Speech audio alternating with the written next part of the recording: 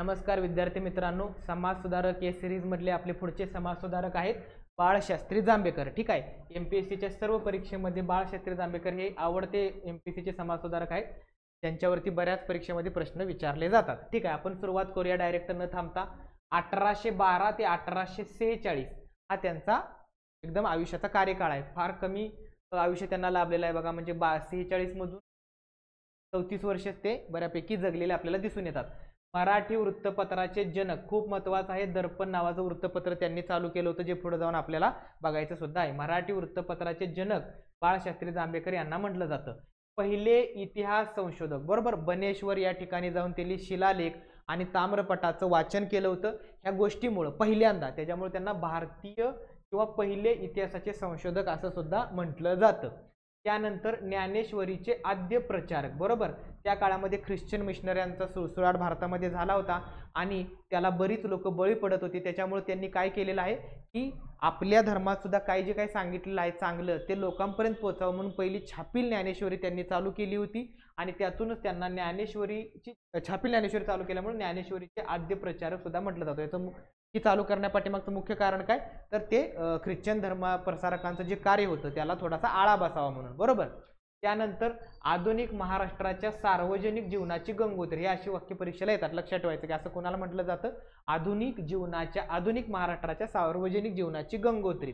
त्यानंतर प्रबोधनकारांच्या पिढ्यांचे कुलपुरुष, बरोबर, रेनेसन्स, प्रबोधन म्हणजे काय, रेनेसन्स, बरोबर, ह्या रेनेसन्स करणाऱ्या जे लोक होते त्यांच्या पिढ्या ज्या आहेत त्यांचे मेन कुलपुरुष कोण आहेत, तर जांभेकर आहेत असं आपल्याला म्हटलेलं आहे, त्यांना दिसून येतं। ठीक आहे, त्यांचा जन्म बघितला तर सिंधुदुर्ग जिल्ह्यातल्या पोंभुर्ले या ठिकाणी त्यांचा जन्म झालेला आहे, बरोबर। सिंधुदुर्ग जिल्ह्यातले पोंभुर्ले हे सुद्धा गणिताचे प्राध्यापक होते। आपण एकदा रधो कर्वे बघितला असताना पाहिलं होतं की रधो कर्वे हे गणिताचे प्राध्यापक होते, तसे त्यांचे वडील महर्षी कर्वे हे पण गणिताचे प्राध्यापक, तसेच हे जांभेकर सुद्धा गणिताचे प्राध्यापक होते आपल्याला दिसून येते। आता बघा, Bombay native education society, Bombay native education society कोणी स्थापन केली ती तुम्ही आठवायचं आहे किंवा कमेंटमध्ये सांगायचं आहे। फक्त मी इतकं सांगतो की त्याचं डेप्युटी सेक्रेटरी पद हे त्यांनी भूषवलेलं आहे, आपण बघितलेलं आहे। बॉम्बे नेटिव्ह एज्युकेशन सोसायटी कोणी स्थापन केली त्याचं वर्ष तुम्ही आठवायचं आहे आणि डेप्युटी सेक्रेटरी पद सुद्धा हे जांभेकरांना त्याचं मिळालेलं आपल्याला दिसून येते।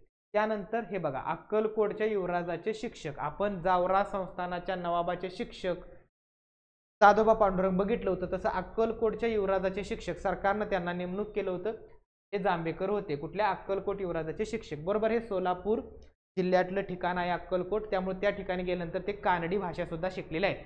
म्हणजे जांभेकर हे भरपूर भाषेवरती प्रभुत्व असणारं व्यक्तिमत्व होतं, त्यांना फ्रेंच, लॅटिन, कानडी, भारतातल्या बऱ्यापैकी लँग्वेज, मराठी, इंग्रजी तर यायचीच त्यांना। ठीक आहे, त्यानंतर केशवराव भवाळकरांनी त्यांचं आत्मचरित्र लिहिलेलं आहे, याच्यावरती सुद्धा प्रश्न आलेला आहे, त्यावरती सुद्धा प्रश्न आलेला आहे। केशवराव भवाळकर यांनी कुणाचं आत्मचरित्र लिहिलेलं आहे, तर बाळशास्त्री जांभेकरांचं आत्मचरित्र लिहिलेलं आहे। ठीक आहे, आता बघा, इल्फिस्टन कॉलेज 1834, काही ठिकाणी 1836 आहे, काही ठिकाणी 1834 आहे। हे इल्फिस्टन हा बॉम्बे प्रांताचे पहिले गव्हर्नर, बरोबर, त्यांच्या आठवणीमध्ये इल्फिस्टन कॉलेजची जी सुरुवात झाली होती त्याच्यामध्ये असिस्टंट प्रोफेसर म्हणून बाळशास्त्री जांभेकर यांची नियुक्ती करण्यात आली होती। ते पहिल्यांदा त्याचे झाले होते, म्हणजे मराठी भाषिक म्हणून पहिले मराठी भाषिक प्राध्यापक असं सुद्धा त्यांना म्हटलं जातं। पहिलं मराठी भाषिक प्राध्यापक असिस्टंट प्रोफेसर म्हणून इल्फिस्टन कॉलेजमध्ये त्यांची नियुक्ती झाली होती। त्या ठिकाणी त्यांना 2 गुणी विद्यार्थी लाभले होते, कोण, एक आहे दादाबाई नौरोजी आणि दुसरे आहे भाऊदाजी लाड। दादाबाई नौरोजी आणि भाऊदाजी लाड हे कुणाचे विद्यार्थी होते, तर जांभेकरांचे विद्यार्थी असल्याचं आपल्याला दिसून येते। ठीक आहे, त्यानंतर शिक्षकांच्या अध्यापक वर्गाचे संचालक, बरोबर, टीचर्स ट्रेनिंग, बरोबर, टीचर्स ट्रेनिंग, शिक्षकांच्या अध्यापन वर्गाचे संचालक, डायरेक्टर म्हणून सुद्धा त्यांनी काम केलेलं आपल्याला दिसून येते।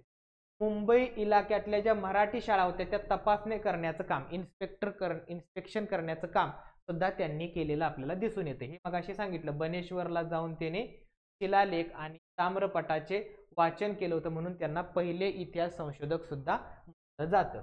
ठीक आहे, आता आपण बघूया त्यांचं लिखाण, महत्त्वाचं लिखाण आहे जे परीक्षेला येतं। त्यांनी बाल व्याकरण लिहिलेलं आहे, बरोबर, बाल व्याकरण मध्ये आपण दादोबा पांडुरंगांचं पण बघितलेलं आहे आणि दादोबा पांडुरंगांनी तर पहिलं मराठी भाषेतलं व्याकरण लिहिलं आहे म्हणून तर त्यांना मराठी भाषेचे व्याकरणकार किंवा पाणिनी म्हटलं जातं। असंच बालव्याकरण जांभेकरांनी सुद्धा लिहिलंय. सार संग्रह लिहिलेला आहे. हिंदुस्थानचा इतिहास, संधींचे भाषांतर, इंग्लंड देशाची बखर हा शब्द लक्षात ठेवायचा. हिंदुस्थानचा प्राचीन इतिहास, ठीक आहे, लिखाण त्यांचं महत्वाचं आहे. मूल परिणामी गणित, ठीक आहे, गणिताचे ते प्राध्यापकच होते. हिंदुस्थानातील इंग्लिशांच्या राज्याचा इतिहास, नीती कथा, शब्दसिंधी निबंध, भूगोल विद्येची मूल तत्वे, ज्योतिषशास्त्र, सर्वात महत्वाचा गणितावरचा त्यांचा एक ग्रंथ शून्य लब्धी. शून्य लब्धीवरती प्रश्न विचारलेला आहे. आणि ख्रिश्चन धर्मप्रसारकाचे कार्य रोखण्यासाठी पहिली छापील ज्ञानेश्वरी लिहिण्याचा मान सुद्धा त्यांना जातो. आता आपण बघितलं होतं सुरुवातीला की पहिले मराठी पत्रकार, बरोबर, कारण त्यांनी मराठी वृत्तपत्राचे जनक म्हणतात, कारण त्यांनी दर्पण 6 जानेवारी 1932 मराठी भाषेतलं पहिलं वृत्तपत्र चालू करण्याचा मान त्यांना मिळतो. मराठी भाषेतलं पहिलं वृत्तपत्र कुठलं? दर्पण. तारीख 6 जानेवारी 1832. 6 जानेवारी 1832. स्वदेशी लोकांमध्ये विदेशी विद्येचा अधिक अभ्यास व्हावा, बरोबर. बाळशास्त्री जांभेकरांना इंग्लिश भाषेचं महत्त्व समजलं होतं, वेस्टर्न एज्युकेशनचं महत्त्व समजलं होतं, वेस्टर्न कल्चरचं महत्त्व त्यांना समजलं होतं. जरी त्यांनी ख्रिश्चन धर्म प्रसाराला विरोध केला असला तरी सुद्धा त्यांना प्राचीन आपलं वेस्टर्न एज्युकेशन आवडलं होतं. ते भारतीय लोकांनी घेतलं पाहिजे आणि भारतीय लोकांनी आपली प्रगती केली पाहिजे, हे सर्व प्रसारित करण्यासाठीच त्यांनी दर्पण हे वृत्तपत्र काढलं होतं, बरोबर. म्हणून तर स्वदेशी लोकांमध्ये विदेशी विद्येचा अधिक अभ्यास व्हावा हा त्याच्या पाठीमागचा मूळ उद्देश होता. ठीक आहे. हे मराठी आणि इंग्रजी दोन्ही भाषेत असायचं. डाव्या साईडला इंग्लिशमध्ये लिहिलं जायचं, त्याचं भाषांतर करून उजव्या साईडला मराठी भाषेमध्ये ते प्रसारित केलं जायचं. त्यामध्ये त्यांनी एक लेख लिहिला होता, विद्या हे बळ, कारण वेस्टर्न एज्युकेशन तुम्ही का त्यातून तुमचा फायदाच होणार आहे असं त्यांनी दर्पण मधून सांगितलेलं दिसून येतं. हे 1840 ला म्हणजे 8 वर्षानंतर बंद झालं. Limited Service Gazette and Literary Chronicle मध्ये ते विलीन झालेलं दिसून येतं. लिमिटेड सर्व्हिस गॅजेट आणि लिटररी क्रॉनिकल मध्ये ते विलीन झाले. त्याच्यानंतर मग त्यांनी दर्पण बंद केलं, पण नंतर त्यांनी दिग्दर्शन नावाचं मासिक चालू केलेलं आहे. म्हणजे एकतर दर्पण आणि दिग्दर्शन ही 2 वृत्तपत्र चालू करण्याचं काम आपण बाळशास्त्री जांभेकर यांना देतोय. हे 1832 ते 1840 त्यामधून त्यांनी वेस्टर्न एज्युकेशनचा प्रसार करण्यासाठी प्रयत्न केलेले दिसून येते. भारतीय लोकांना, स्वदेशी लोकांना त्यांनी पाश्चात्य एज्युकेशन शिका असं सांगितलेलं आहे. ठीक आहे. त्यांनी स्थापन केलेल्या संस्था आहेत का, तर बघू आपण. Bombay native general library, Bombay native education सोसायटीमध्ये ते डेप्युटी सेक्रेटरी होते, पण बॉम्बे नेटिव्ह जनरल लायब्ररीमध्ये त्यांनी काय केलेलं आहे, ती संस्था त्यांनी स्थापन केलेली आहे. नेटिव्ह इम्प्रूव्हमेंट सोसायटी ही सुद्धा ह्या 2 संस्था त्यांनी स्थापन केलेल्या दिसून येतात. आता पुढं शुद्धीकरणाचे पुरस्कर्ते, ते मी सांगितल्याप्रमाणे की त्यांनी वेस्टर्न एज्युकेशन घ्या, तुम्ही वेस्टर्न एज्युकेशन किंवा वेस्टर्न कल्चर, वेस्टर्न काही गोष्टी चांगल्या आहेत म्हणून त्यांनी दर्पणमधून प्रसार जरी केला असला तरी त्यांचं ख्रिश्चन धर्म स्वीकारण्याकडे मात्र त्यांचा कल नव्हता. आणि ज्यांनी ज्यांनी ते ख्रिश्चन धर्म स्वीकारला होता त्या 2 व्यक्तींना त्यांनी वाचवलेला आहे. एक पहिली व्यक्ती म्हणजे जगन्नाथ शंकर शेठ आणि दुसरी व्यक्ती म्हणजे शेषाद्रीतलं प्रकरण. त्यामधले एक शेषाद्री नावाचा ब्राह्मण होता, त्याला नारायण आणि श्रीपती अशी 2 मुलं होती. त्यातला नारायण हा ख्रिश्चन झाला होता आणि श्रीपती होण्याच्या मार्गावरती होता. श्रीपती ख्रिश्चन होण्याच्या मार्गावरती असताना कोर्टाकडून बाळशास्त्री जांभेकर यांनी श्रीपतीचा ताबा मिळवला, पण काही सनातनी ब्राह्मण मात्र श्रीपतीला परत मूळ धर्मात घ्यायला तयार नव्हते. पण जांभेकरांचं असं मत होतं की 15 दिवस पादऱ्यांच्या घरी राहिला म्हणून तो काय ख्रिश्चन होणार नाही. त्याच्यामुळे त्यांनी वेगवेगळ्या शंकराचार्यांकडून ती परमिशन मिळवली आणि श्रीपतीला पुन्हा शुद्ध करून हिंदू धर्मात घेतले. त्यामुळे बऱ्याच सनातनी ब्राह्मणांचा रोष ह्या जांभेकरांना पत्करावा लागला होता. त्याच्यामुळे 2 व्यक्ती लक्षात ठेवायचे आहेत. एक जगन्नाथ शंकर शेठ यांना सुद्धा ख्रिश्चन होण्यापासून त्यांनी वाचवलं होतं आणि दुसरी म्हणजे श्रीपती म्हणजे शेषाद्री प्रकरणातला श्रीपती. नारायण झाला होता पण श्रीपती होण्याच्या मार्गावर असताना जांभेकरांनी त्यांना परत शुद्ध करून घेतलेलं आहे. म्हणूनच त्यांना शुद्धीकरणाचे पुरस्कर्ते म्हटलं जातं. इथं मी श्रीपती शेषाद्री व्यक्तीचं नाव लिहिलेलं आहे, त्याला परत त्यांनी घेतलेलं आहे. शिक्षण क्षेत्रामध्ये त्यांनी जर काम बघितलं तर विविध विषयावर पाठ्यपुस्तके, बरोबर, पाठ्यपुस्तके आपली स्टेट बोर्ड NCERT असतात का नाही तशी त्यांनी विविध विषयावरची पाठ्यपुस्तके तयार करण्याचं काम सुद्धा केलेलं आहे. त्यानंतर पुढे जाऊन बघूया आपण काय आहे. पुढे जर बघितलं तर त्यांना जस्टिस ऑफ पीस नावाची पदवी, त्याच्या आधी काय राहिले का बघू, काय राहिलं नाही ना, ठीक आहे. जस्टिस ऑफ पीस पदवी, बरोबर. जशी आपण दादोबा पांडुरंगांना बघितली होती की राव बहादूर पदवी दिली होती, बरोबर. तशी जस्टिस ऑफ पीस नावाची पदवी सुद्धा त्यांना प्रदान केलेली दिसून येते.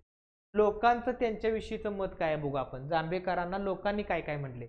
अद्वितीय विद्वान, पश्चिम भारतातील अर्वाचीन विद्या मुकुटमणी आणि प्रख्यात पंडित, असं त्यांना दादाभाई नौरोजी यांनी म्हटलेलं आहे. दादाभाई नौरोजी आणि भाऊदाजी लाड हे त्यांचे एल्फिन्स्टन कॉलेजमधले 2 आवडते विद्यार्थी आपण बघितलं होतं, म्हणून दादाभाई नौरोजी यांनी त्यांचं कौतुक केलेलं आहे.